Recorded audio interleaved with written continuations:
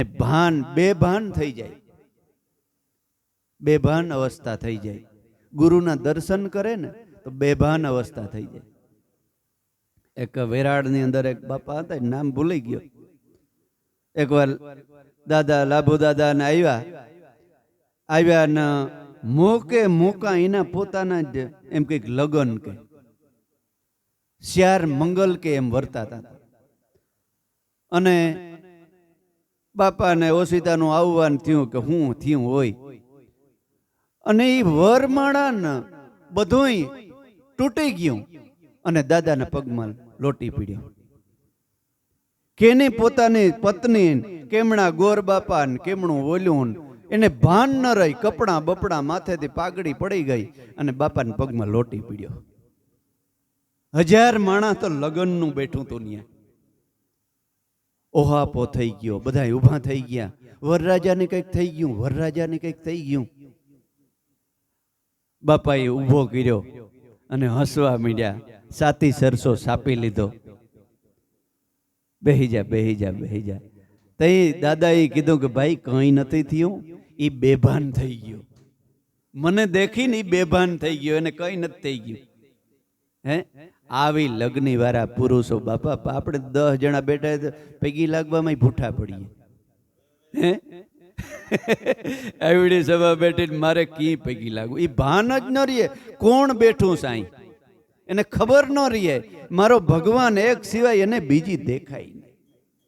હે આનું નામ, એના નામના બાપુ નગારા વાગે હો, એના નામના નગારા વાગે. આ તેજ કઈ એમને એમ નથી મળ્યું. હા, એમને નથી મળ્યું. એટલે સદગુરુ શરણમાં શીશ નમાવી અને કર જોડીને લાગવું પાય. ભક્તિ કરવી એને રાખ થઈને રહેવું અને મેલી દેવું અંતરનું અભિમાન. જુગતી તમે જાણી લેજો પાનભાઈ, બાંધી લ્યો વસનનો તાર. વસન રૂપી દોરમાં સુરતાને સાંધી લ્યો, પછી મર્યાદા પણ ભલે ને લોપાય. ત્યાં જવામાં ગમે એવી મર્યાદા હોય તોય તોડી ફાડી નાખી દેવી પાનભાઈ કે. હે એનું નામ ખરો સાધક, પાક મુસલમાન કહેવાય એને. મુસલમાનમાં ભાઈઓમાં પાક મુસલમાન કહે છે એને. જે આવી લગ્ની વાળો પુરુષ હોય ને, જય ગુરુદેવ, પાક મુસલમાન ખરેખરો એને પાક આવ્યો કહેવાય. પાક મુસલમાન એટલે ભક્તિનો પાક આવી ગયો. આવા સાધકો આ જગ નકર તો એક એક પુરુષોએ હજારો ને કરોડો ને ઉપદેશ દીધેલા છે, બધાય તરતા નથી, સમજી લેજો. પ્રથમ યુગમાં પ્રહલાદ રાજાએ 15 કરોડ ને ઉપદેશ આપ્યો. એમાંથી 10 કરોડ ની આ વાત ન સમજાણી અને 5 કરોડ સીધી ગયા. બીજા યુગમાં જુગતી કીધી, 7 3 21 કરોડ ને ઉપદેશ આપ્યો હરિશ્ચંદ્રએ. એમાં 7 કરોડ સીધી ગયા અને 14 કરોડ ને ન સમજાણું, પીડ્યા રહ્યા. ત્રીજા યુગમાં યુક્તિ કીધી, 27 કરોડ ને ઉપદેશ દીધો ધર્મરાજાએ. એ 9 કરોડ સીધી ગયા અને બીજાને વાત ન સમજાણી, પીડ્યા રહ્યા. ચોથા યુગમાં આ યુક્તિ કીધી, બલિરાજાએ 36 કરોડ ને ઉપદેશ દીધો આ નામનો. એમાં 12 કરોડ સીધી ગયા અને બીજા બધા રહી ગયા, ન સમજાણું.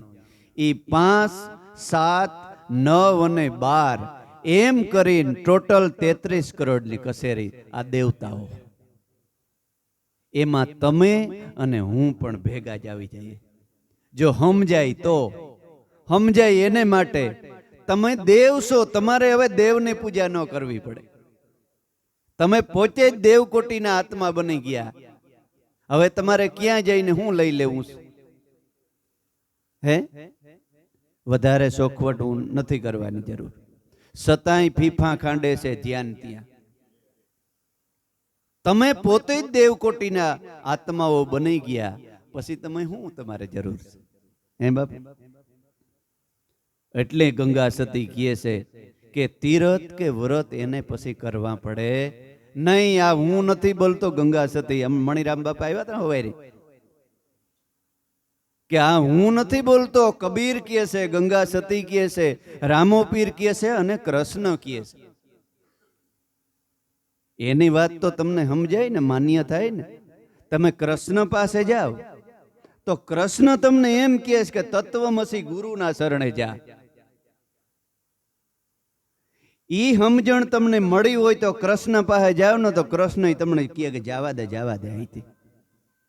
તને આવો સમ્રાટ ગુરુ મળ્યો છતાંય હું મારી પાસે આવ્યો. તો તમને ગીતા સમજાણી નથી. ગીતામાં કૃષ્ણ કહે છે સોહમ શબ્દને સિદ્ધ કરી લે અર્જુન યોગી ધ્યાની. એમ કહે છે આ કૃષ્ણ મોરારી. હવે સોહમ શબ્દની દીક્ષા, ગુરુ દીક્ષા મળી ગઈ તો પછી હવે શું જોઈએ છે? જ્યાં ત્યાં જઈને હવે તો એમાં ડૂબકી મારી દો, બધું છોડી અને એમાં ડૂબકી લગાવી દો.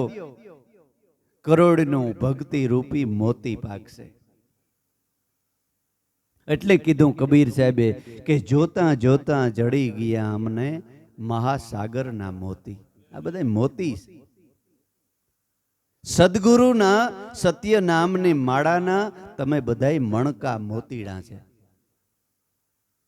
ભક્તિ સદગુરુ શરણમાં શીશ નમાવી અને એને કર જોડી લાગવું પાય. પછી કહે છે જાતિ પડું છોડીને થઈ જાવ અજાતિ. જાતિ પડું છોડીને થઈ જાવ અજાતિ. જો તમારે ભક્તિ કરવી હોય, ઈશ્વરને ભજન શરણે જવું હોય, તો ભક્તિ ન કરવી હોય ને એને માટે કંઈ નથી. ભક્તિ કોઈને આપણે કહીએ આ તો તમે દેવકોટીના આત્મા છે અને તમે અહીં ગુરુ દ્વારા શા માટે કે ભક્તિ કરવી છે. અને અહીંથી કોઈને ધરાર કરાવે કે ભાઈ ભક્તિ કરી જ લે તો કે ભાઈ નથી કરવી મારે, તારે શું તારે કહેવાનું છે? હે કરાવાય? એટલે ગંગા સતી કહે છે કે જેને ભક્તિ કરવી એને માટે આ વાત છે, બાકી બીજા માટે નથી. એક જગ્યાએ ભજનનો પ્રોગ્રામ અને એક ભજન બોલ્યો, હું પોતે છેલ્લે નામાશરણમાં આવ્યું કે કહત કબીરા સુનો મેરે સાધુ, આમાં જાગ્યા સોય નર પાયા.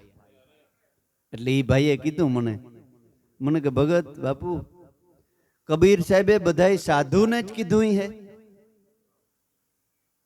એટલે મેં ભાઈને પૂછ્યું કે ભાઈ તમે સાધુ કેને કયો છો એ મને કયો પેલા, કે તમે સંત અને સાધુ કેને કયો છો? તો કે અમે તો જે બાવાજીને ઘરે જન્મ થયો હોય એને સાધુ કહીએ છીએ. કઈ વાણીમાં લખ્યું છે? કયા શાસ્ત્રમાં લખ્યું છે? કયા વેદમાં લખ્યું છે? તો રોહિદાસ સમાર હતા સદાય સાધુ કહેવાણા. કુંભોરાણો રાજા હતા છતાંય સાધુ કહેવાણા.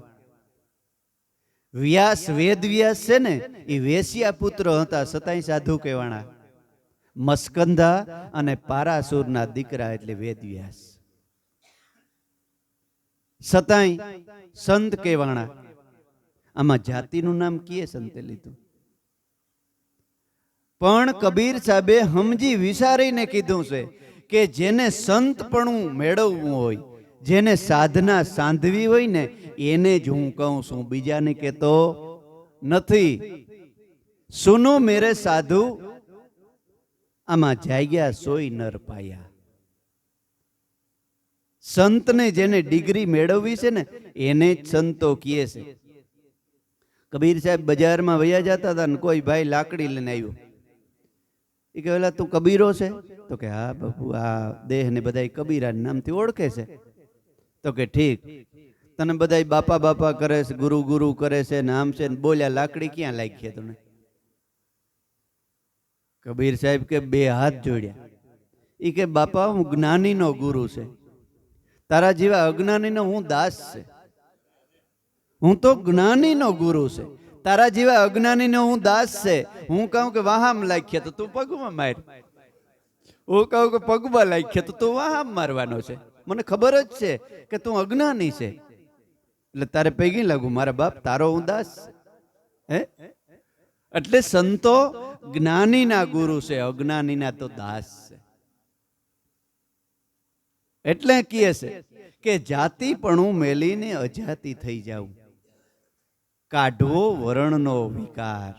જો ભક્તિ કરવી હોય તો જાત ન જોવાની, સંતની રેણી અને સદગુરુનું શરણ એક જ ધ્યાન રાખવાનું. એટલે કીધું કે દેવીદાસના દરબારમાં તો આવે વરણ 18.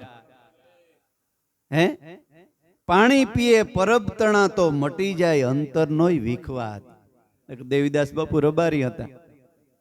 બીજા વરણનો પડસાયોથી એ સમયમાં ખાલી પડસાયાથી અભડાતા, અને પૈસા આમ મૂકે અમને સાંભળે. હટાણું કરિયાણું લેવા જાય ને એટલે ઈ ભાઈઓ આમ પૈસા મૂકે અને પછી વેપારી એમાં પાણી છાંટીને લેતા. એ મને સાંભળે છે. ઈ વખતમાં દેવીદાસ બાપુ અમરમાં આયર, જેને આંગળે 18 વરણ એક પિયાલે થયા, એને તસ્તી નહીં પડી હોય. હે એની જાતિ અને ભાતિ કોઈને પૂછ્યું નહીં કે તું કેવી જાતિનો છે. હે એનું નામ સંત કહેવાય. એનું નામ સંત, એનું નામ સાધુ કહેવાય. 18 વરણમાં મારો હીરલો ફરે. એની નક્કી કરી લીધું કે 18 વરણની અંદર એક જ હીરલો ફરે છે. હીરલો કયો? તમારો ને મારો આત્મા. એને ગીતાજી સમજાણી હોય કે અર્જુન, ગાયમાંય હું છે ને ગધેડામાંય હું છે, બ્રાહ્મણમાંય હું છે અને સંડાળમાંય હું જ છે. એટલે જાતિપણું મેલી અને થાવું અજાતિ અને કાઢી નાખવો વર્ણનો વિકાર. એ બધું દેહને લાગુ પડે છે. બાકી ભગવાને તો જગતની અંદર 2 જાતિ બનાવી. કેટલી? ન્યાય એ ભગવાને બનાવ્યું હોય ને એમાં પૂછવું ન પડે કે તું કેવો છે. એક સ્ત્રી બનાવી અને એક બનાવ્યો પુરુષ. એ 2 જ બનાવ્યા. અને આપણે જોઈએ તો પૂછવું પડ્યું કે તું સ્ત્રી છે કે પુરુષ છે. આમ નજર કરો તો વર્તાઈ જાય કે સ્ત્રી કે પુરુષ. જગતમાં 2 ભાષા બનાવી, એક હસવું અને એક રોવું. આખા વિશ્વમાં જાવ આ 2 ભાષા તમને મળે. ભગવાનનો બનાવેલો ધર્મ એ કઈ જુદો નથી. તમને જેમ ઉભરાહ્યું આવે એમ આખા વિશ્વને આવે. તમને જેમ ભૂખ લાગે એમ આખા વિશ્વને લાગે છે. એવું કોઈ દી બન્યું કે આપણે હિન્દુઓને હાંજી ભૂખ લાગે તો મુસલમાન ભાઈઓને હવારી લાગે? હે એ ભગવાનનું બનાવેલું છે ભાઈ, એ ભગવાનનું બનાવેલું છે. પણ આ બધાએ 4 વર્ણાવરણી હતા ને, એકને સેવા કરવાનું કીધું, એકને હોશિયાર થોડો કોઈલો હતો એને બધાયનું રક્ષણ કરવાનું કીધું. જે કડક હતો 4 ભાઈઓનો આ પરિવાર છે, આખો જગત. પછી ઓલા સાફ સફાઈ જે સેવા કરતો તો એ નાના ભાઈને દયા ખાધી. 3 ભાઈઓ.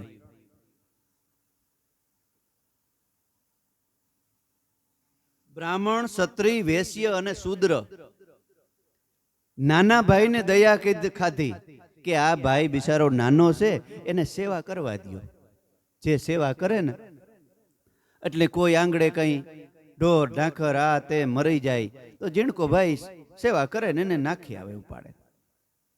એમ કરતા કરતા પછી જેમ જેમ જેમ જેમ આગળ ઉને અસ્પૃશ્યમાં નાખતા ગયા કે આ આમ કરે છે એટલે આને અડાય નહીં, આમ કરે છે એટલે આનો આમ થાય. માણસે હોશિયારી વાપરી.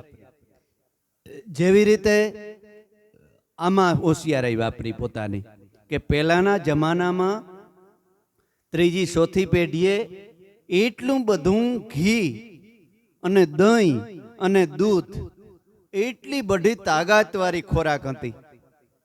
આજથી 100-150 વર્ષ પહેલા કે ઈ માણા ખાતા ને એટલે અતિશય એને મોર ચડતી, એને દેશી ભાષામાં. અને પસવામાં થોડુંક કેવરાવે એટલે લોહી થોડુંક જાડું બનતું. એટલે આયુર્વેદિકમાં લખેલું કે સોપારી છે ને એ લોહીને આસું કરે છે.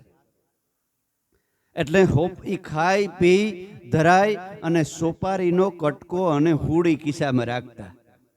એ કટકો મોઢામાં રાખે એટલે ઓલી જે તાકાતવાળી ખોરાક છે ને એ પસી જાય અને લોહી કોઈ દી જાડું ન થાય. પછી એ કરતા એટલે એમાં એને બીજી ત્રીજી પેઢીએ શું કર્યું કે ગધનો કટકો ખાવાની બહુ મજા નતા આવતી. એમાં ઓલું કિમામ, કાળું કિમામ ને કાશ્મીરી કિમામ ને એમાં ભેર્યું. એ ખાધો ને એટલે વધારે મજા આવી. પછી નેસો કાયમ તમે વધારો ને તો જ મજા આવે, નકર ન મજા આવે. વધતો જાય નશો કાયમી. પછી એમ કરતા કરતા એમાં નશો બહુ ન આવ્યો. પછી એમાં સાદી તમાકુ નાખવા માંડ્યા. પછી ભેરો સૂનો નાખવા માંડ્યા.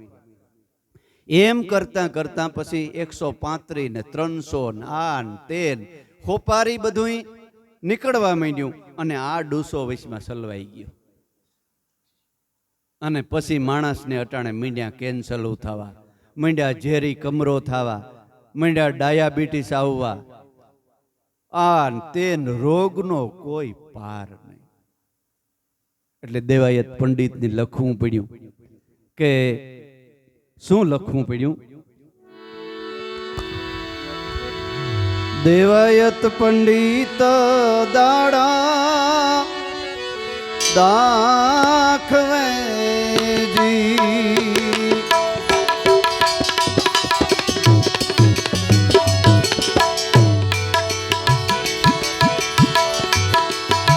એ સુણી લેજે સુણી લેજે દેવલ દેનાર, સુણી લેજે એજી દેવલ દેનાર. આપણા ગુરુજીએ આગમ આખિયાજી,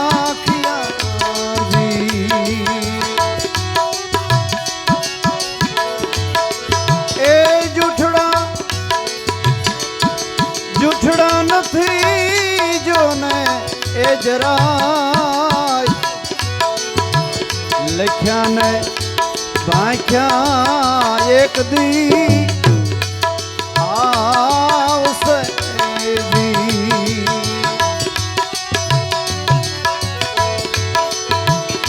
આવા લખ્યા ને એ ભાખ્યા રે થોડા દીમાં એ આવશે આવશે. સુણી લેજે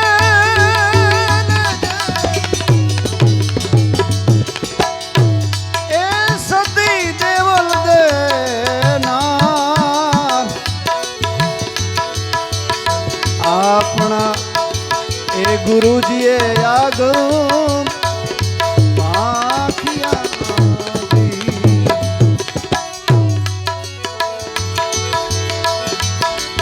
ઓહો કેટલાક ને ખડગથી ને એ સહાર સે જી, એ કેટલાક ને ખડગથી ને એ સહાર સે.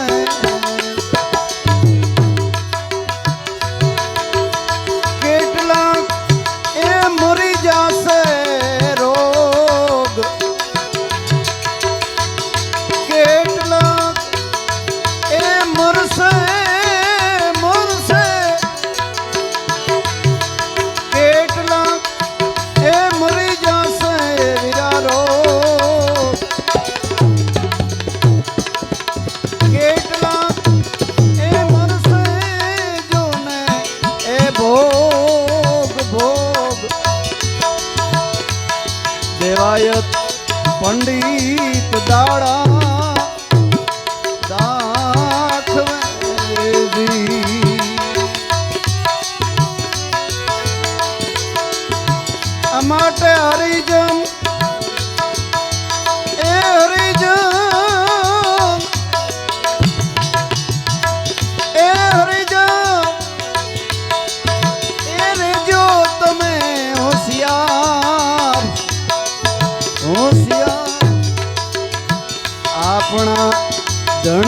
આગો એ ભાખિયાજી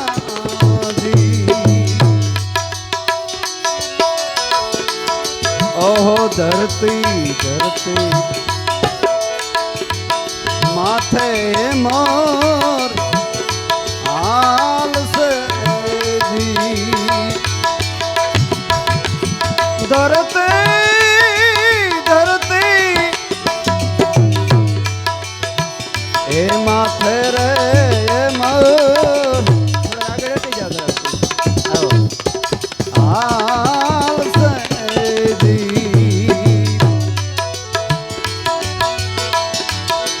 અને સુના એ નગરની રે મોજા અસલ નારી સુડલો પહેરસે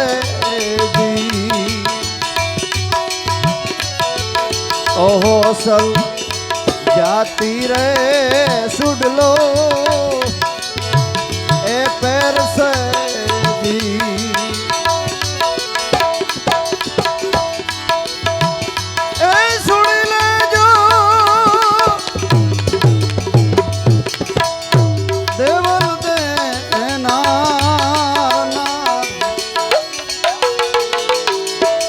આપણા ગુરુજીએ આગળ એ ભાખિયા અને જૂઠડા જૂઠડા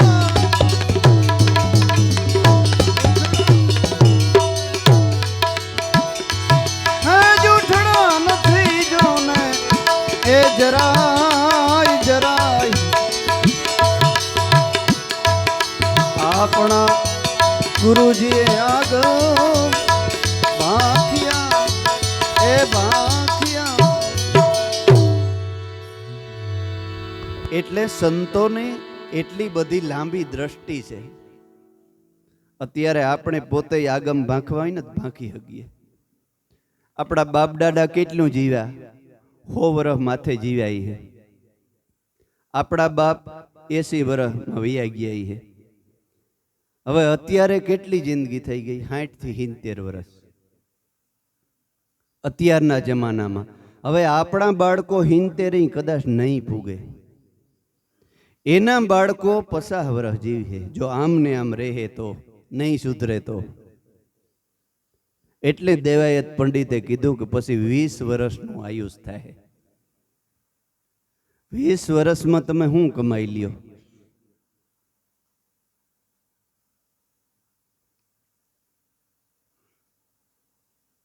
એટલે જૂના જમાનામાં એ વાત આપણે કરતા હતા કે એ ઘી ગોળ અને એટલી બધી તાકાતવર વસ્તુ ખાતા એટલે સોપારીનો કટકો મોઢામાં રાખતા.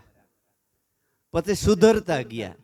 એમાં સૂનો ભેર્યું, એમાં કાશ્મીરી તમાકુ ભેર્યું, એમાં કાળું કિમામ ભેર્યું, પછી સાદી તમાકુ ભેરવી. એમ કરતા કરતા અત્યારે તો એનો કોઈ હિસાબ જ નથી. જન્મતા વેત કેન્સલ, જન્મતા વેત હુમલો અને 18-18 વર્ષના છોકરાઓને પેરેલિસ. એનું કારણ મેન વ્યસન છે. મેન કારણ વ્યસન. ગર્ભજ્ઞાન સંસ્કાર છે. આ ગર્ભમાંથી જ સીધો રોગ બાળકોને આવ્યો. અત્યારે ઓલો કંઈક ઈશ્વરભાઈ કહેતા નવો રોગ આવ્યો છે. એ રોગ ક્યાંથી આવ્યો? ગર્ભમાંથી. વર્ષ 6 મહિનાનું છોકરું કઈ વ્યસન ન કર્યું હોય, એ ગર્ભમાંથી એનું ફૂલડા જેવું એનું શરીર હોય, એને તરત બહાર નીકળી અને કરમાઈ જાય. પેટમાં હોય ત્યાં સુધી સારું હોય, બહાર નીકળીને કરમાઈ જાય ફૂલડું. બાળક ફૂલ છે, પણ ધંધા આપણે એટલા કર્યા હોય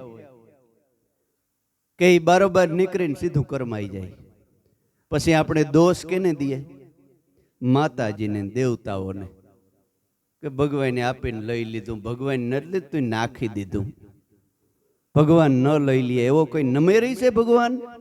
હે, એવો ભગવાન થોડો પાપી છે કે પાછા દઈને લઈ લે? પણ નમેરી મા બાપ બની ગયા છે. ઉઠીને ઝેર નાખે છે, ઉઠીને ઝેર નાખે છે. લોહીમાં ઝેર ભર્યું, પછી એને જે વીર્ય તત્વ છે ને એમાં ભરી ગયું, એનું બાળક બન્યું, પછી આવતા વેદ જન્માંતા કરમાઈ ગયું. વાંસી લ્યો વેદ પુરાણ અને સરક સંહિતા વાંસી લેજો, પતંજલિ મહારાજનો યોગ વાંસી લેજો, ભાગવત વાંસી લેજો, એમ બધું છે. આ શબ્દ એટલા માટે કહે છે કે મહાપુરુષના જે શબ્દ છે ને એ વેદના વાક્ય છે, એ કોઈ જેવા તેવા વાક્ય નથી.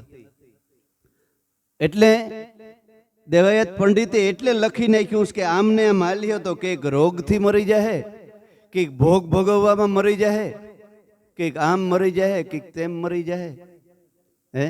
અત્યારે આપણે ઊંચી ઊંચી વાતો કરતા હોય, અમારા ઘરમાં 50,000નું ફ્રીજ છે, અમારા ઘરમાં આ છે.